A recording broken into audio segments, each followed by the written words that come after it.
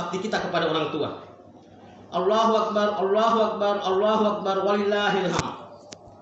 Kaum muslimin yang dirahmati Allah Subhanahu wa taala.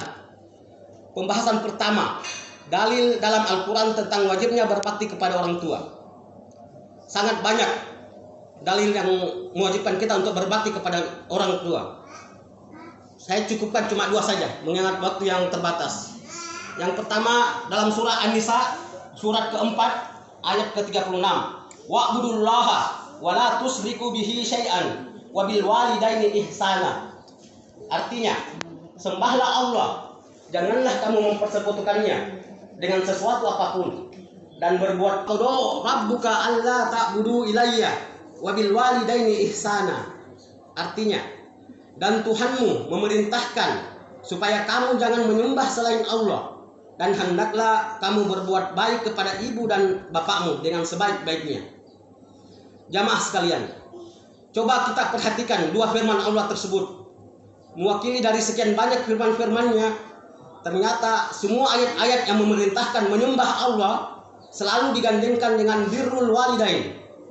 Sebagaimana ayat tentang sholat selalu digandengkan dengan zakat. Kalau kita mendapati ayat dalam Al-Quran wa aqimus shalah, pasti kalimat selanjutnya wa atus zakah. Begitu juga tentang birrul walidain.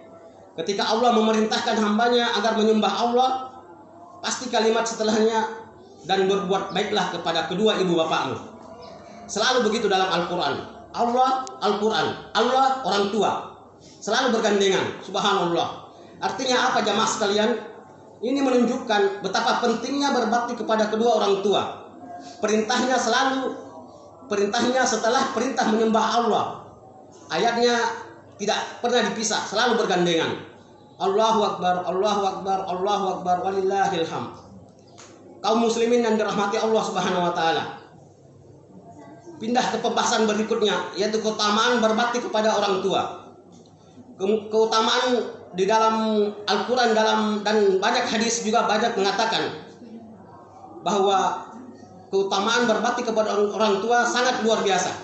Salah satu yang bisa dapat saya sebutkan adalah dalil yang menyebutkan hadis riwayat dari hadis riwayat Muslim, hadis ke-66 dari sahabat Abdullah bin Mas'ud radhiyallahu anhu.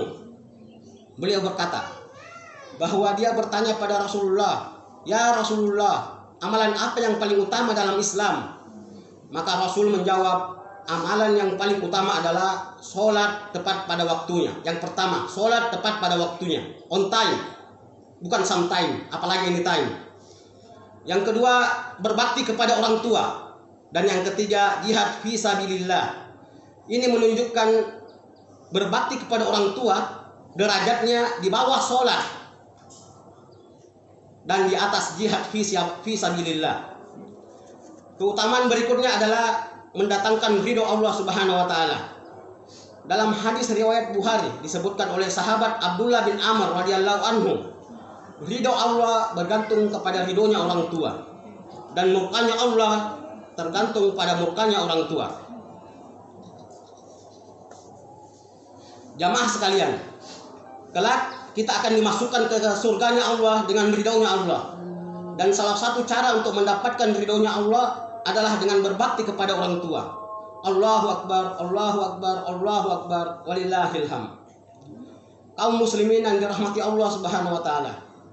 Pembahasan yang ketiga adalah kisah dalam hadis tentang keutamaan berbakti kepada orang tua.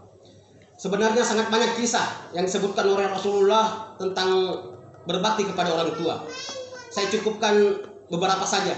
Yang pertama, kisah tentang 3 pemuda yang terjebak di dalam gua. Dikisahkan oleh Rasulullah tentang 3 orang pemuda yang terjebak di dalam gua. Ketika mereka beristirahat di dalam gua, tiba-tiba sebuah batu besar terjatuh dan menutup mulut gua.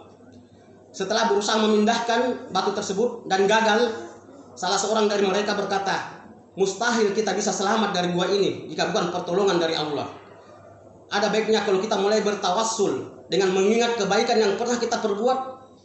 Semoga dengannya Allah memudahkan kita dalam kesulitan ini. Akhirnya ketiganya berdoa bertawassul dengan kebaikan yang lalu. salah seorang, saya cuma menceritakan yang seorang yang berkaitan dengan materi kita.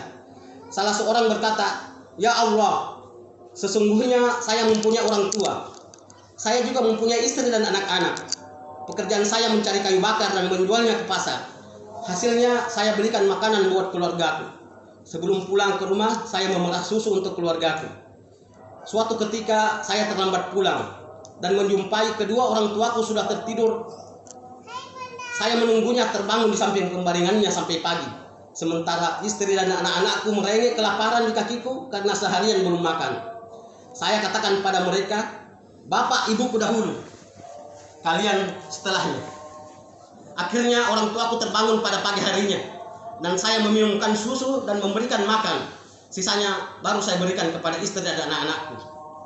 Laki-laki ini pun lalu mengangkat tangannya. Ya Rob, saya tidak bermaksud mensalimi istri dan anak-anakku. Saya hanya ingin berbakti kepada kedua orang tuaku.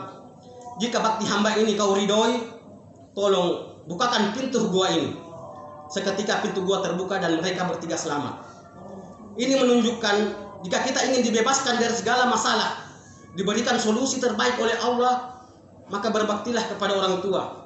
Sebab seluruh permasalahan akan dibuat mudah oleh Allah Subhanahu wa taala. Sebagaimana Allah memberikan kemudahan kepada 3 pemuda yang terjebak dalam gua tersebut. Namun Bapak Ibu, mohon maaf, betapa banyak suami-suami yang lebih mementingkan istri dan anak-anaknya daripada orang tuanya. Betapa banyak laki-laki zaman sekarang yang ketika mau membantu orang tuanya harus melalui jalur belakang, sembunyi-sembunyi. Kenapa? Karena takut diketahui istrinya. Nauzubillah. Ingat, harta anak laki-laki Adi, kamu, dirimu, dan seluruh hartamu adalah milik ayahmu. Baktinya anak laki-laki abadi kepada orang tua, sedangkan baktinya anak wanita muakkad. Artinya setelah menikah baktinya abadi kepada suaminya. Surganya wanita adalah baktinya kepada suami, sedangkan surganya lelaki adalah baktinya kepada orang tua. Betapa banyak anak laki-laki yang tidak peduli kepada orang tuanya. Bapak Ibu bisa lihat nanti surah Al-Baqarah ayat 215. Yas'alunaka ma yunfikun. Mereka bertanya tentang nafkah. Kemanakah nafkah dulu itu diberikan?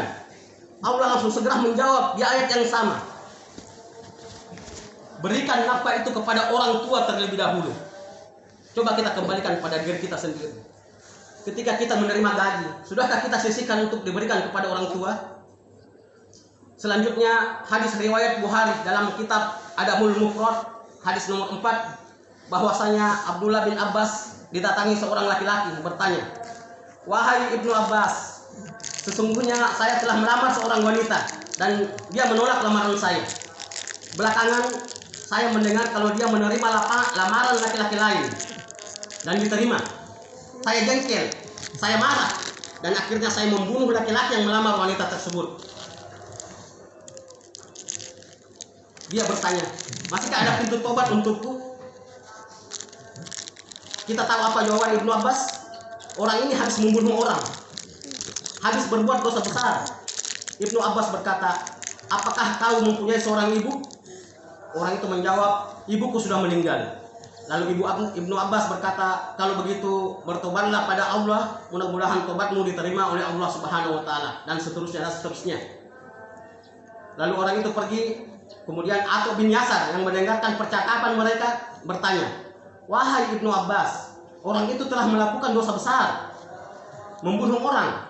Mengapa kamu menanyakan ibunya? Di mana korelasinya? Apa hubungannya?" Ibnu Abbas mengatakan, "Saya pernah mendengar Rasulullah SAW mengatakan, tidak ada satupun perbuatan yang bisa menghapuskan dosa besar." Saya ulang, tidak ada satupun perbuatan yang bisa menghapus dosa besar kecuali bakti sama ibunya. Bakti sama orang tua merupakan penghapus dan peluntur dosa besar. Tapi banyak anak-anak sekarang yang melantarkan orang tuanya, yang jijik membersihkan kotoran orang tuanya. Anak-anak yang memasukkan orang tuanya ke panti jompo. Dia lupa ketika dia masih kecil, kotorannya dibersihkan oleh orang tuanya tanpa ada rasa jijik. Dia lupa bahwa dia dilahirkan dari rahim orang tuanya dengan pilihan hidup atau mati. Bahkan apabila keadaannya kritis dan dokter memberikan pilihan hidup antara dia dan anaknya, saya yakin ibu akan mengatakan, selamatkan dulu anakku, jangan pedulikan saya. Subhanallah, astagfirullah. Kemudian ada lagi kisah dari Uwais Al-Qarni, manusia yang hidup di zaman Rasulullah tapi tidak pernah bertemu dengan Rasulullah. Bukan karena tidak ingin, keinginannya dan kerinduannya untuk bertemu Rasulullah sangat besar, tapi terhalang oleh baktinya kepada orang tuanya. Suatu ketika pernah dia telah diizinkan oleh orang tuanya untuk berangkat menemui Rasulullah, tetapi Uwais bin Qarni melihat ada kesedihan dalam hati ibunya, maka dia membatalkan kepergiannya. Dalam suatu majelis, Rasulullah mengatakan kepada Umar dan para sahabatnya, suatu hari nanti akan datang kabilah dari Yaman, di dalamnya ikut seorang pemuda yang bernama Uwais Al-Qarni. Carilah dia. Rasulullah menyebutkan ciri-cirinya bahwa Uwais memiliki tanda bekas penyakit kulit. Kalau kau mendapatkan, carilah dia, dan jika engkau menemuinya, mintalah dia untuk mendoakanmu. Apa yang menjadikan doa Uwais mustajab sampai Umar bin Khattab yang telah dijamin masuk surga oleh Rasulullah disuruh untuk minta didoakan oleh Uwais? Tak lain karena baktinya pada ibunya. Salah satu baktinya yang bisa saya ceritakan yaitu ketika ibunya berkeinginan menunaikan ibadah haji. Ibunya yang sudah berusia lanjut, jangankan berjalan, berdiri saja tidak bisa, dan akan menempuh perjalanan dari Yaman ke kota Mekah yang jaraknya ribuan kilometer. Terakhir, bentuk-bentuk birrul walidain banyak sekali yang bisa kita lakukan untuk berbakti kepada kedua orang tua kita. Di antaranya bergaul dengan mereka dengan cara yang baik, berkata dengan lemah lembut kepada mereka, tawadhu, rendah hati di hadapannya, selalu mendahulukan orang tua kita dalam perkataan, dalam makan, duduk, berjalan, melayani mereka di hari-hari tua mereka, mencukupi kebutuhannya, memenuhi permintaan dan keinginan yang tidak bertentangan dengan syariat. Berkaitan dengan keinginan dan kebutuhan mereka, kita sebagai anak harus bisa peka melihatnya.